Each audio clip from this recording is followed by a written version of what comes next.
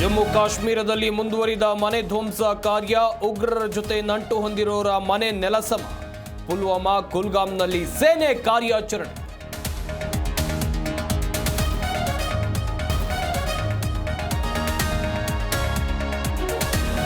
ಪಹಲ್ಗಾಮ್ ಉಗ್ರ ದಾಳಿಗೆ ಅಮೆರಿಕ ಖಂಡನೆ, ಭಯೋತ್ಪಾದಕ ದಾಳಿ ಕೆಟ್ಟದ್ದು ಎಂದ ಟ್ರಂಪ್.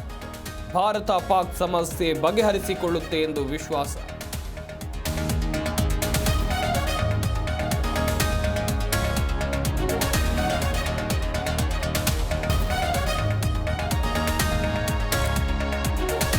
ಎಟಿಎಂ ದರೋಡೆಕೋರರ ಮೇಲೆ ಪೊಲೀಸ್ ಫೈರಿಂಗ್, ಕಲಬುರಗಿಯ ಬೇಲೂರು ಕ್ರಾಸ್ ಬಳಿ ಘಟನೆ, ಗಾಯಗೊಂಡ ಪೊಲೀಸರಿಗೆ ಚಿಕಿತ್ಸೆ.